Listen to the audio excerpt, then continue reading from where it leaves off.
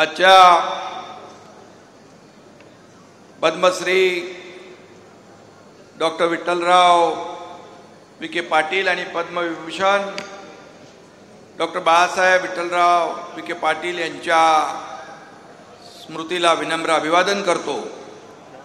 आणि या कार्यक्रमाला उपस्थित केंद्रीय गृहमंत्री आणि सहकारिता मंत्री, खरं म्हणजे आपण त्यांना देशाचे फौलादी गृहमंत्री म्हणतो, ते आज या ठिकाणी या कार्यक्रमाला उपस्थित आहेत।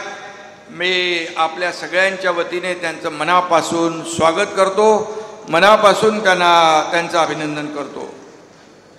आपले लोकप्रिय मुख्यमंत्री देवेंद्र फडणवीस साहेब, आमचे सहकारी उपमुख्यमंत्री अजितदादा पवार, सहकार मंत्री केंद्रीय मुरलीधर मोहोळजी, ज्यांनी या कार्यक्रमाचं आयोजन केले ते जलसंपदा मंत्री आणि पालकमंत्री राधाकृष्ण विखे पाटीलजी, महसूल मंत्री चंद्रशेखर बावनकुळेजी, प्रदेशाध्यक्ष रवींद्र चव्हाणजी, गिरीश महाजनजी, पंकजताई आमच्या तिकडे, पंकजताई मुंडेजी, जयकुमार गोरे, सहकार मंत्री बाबासाहेब पाटील आणि सुजय विखे पाटील, मोनिकाताई राजळे, विठ्ठलराव लंगे, आमदार अमोल खताळ, काशीनाथ दाते, आशुतोष काळे, विक्रम पाचपुते, किरण लामटे, सर्व व्यासपीठावरील सन्माननीय मान्यवर आणि उपस्थित सर्व लाडक्या बहिणी इकडे समोर आहेत आणि लाडके भाऊही आहेत आणि लाडके शेतकरी बांधव भगिनी आणि पत्रकार मित्रांनो, खरं म्हणजे महाराष्ट्र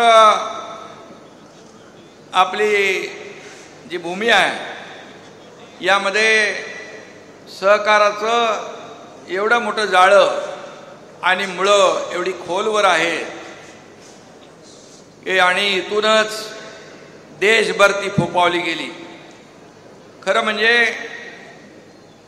सहकारिता के माध्यम से देश की समृद्धि का संकल्प लेने वाले और किसानों के जीवन में क्रांति लाने वाले और क्रांति लाने के लिए मिशन मोड पर कार्यरत रहने वाले अमित भाई, मैं आपका फिर एक बार इस महाराष्ट्र की धरती पर हृदय से स्वागत करता हूँ, आपको बहुत बहुत अभिनंदन करता हूँ आपका। आज खरं म्हणजे सहकार क्षेत्रातल्या दोघा महान पिता पुत्रांच्या पूर्णाकृती पुतळ्याचा संपन्न सोहळा होतोय। हा सोहळा म्हणजे प्रवरानगर लोणी परिसर हा महाराष्ट्राच्या सहकार इतिहासातलं हे खऱ्या अर्थाने आजचा ऐतिहासिक दिवस आहे, सुवर्णाक्षराने लिहून ठेवावा असा दिवस आहे, असं म्हटलं तर वावगं ठरणार नाही। आणि याच भूमीतून मगाशी मी म्हटलं महाराष्ट्रातल्या नाही देशाला सहकाराचा वारसा मिळाला। या भूमीने दाखवलं संघटित होऊन आणि एकजुटीने क्रांती घडवू शकतो, इथूनच त्याची सुरुवात झाली। पद्मश्री डॉक्टर विठ्ठलराव विखे पाटील यांनी लोणीला पहिला सहकारी साखर कारखाना उभारून सहकाराची क्रांती घडवून आणली।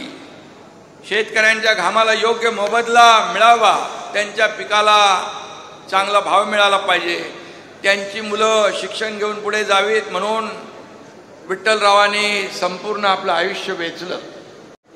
आणि त्याचबरोबर हाच वारसा लोकनेते बाळासाहेब विखे पाटील यांनी जीवापाड जपला।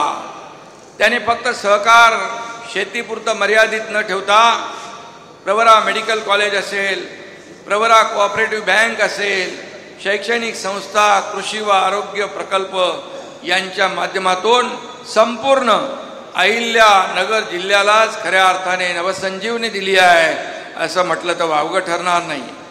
आज लोणी व अहिल्यानगर जिल्हा शिक्षण, आरोग्य आणि सहकाराच्या कार्यामुळे देशभर ओळखलं जातं. विठ्ठलरावांचा बाळासाहेबांनी वारसा खरं म्हणजे आमच्या मंत्रिमंडळातील सहकार विखे पाटील यांनी सुद्धा जपला आहे आणि पुढं आपला सुजय पण त्याचा वारसा पुढे नेतोय, याचा आपल्या सगळ्यांना अभिमान आहे.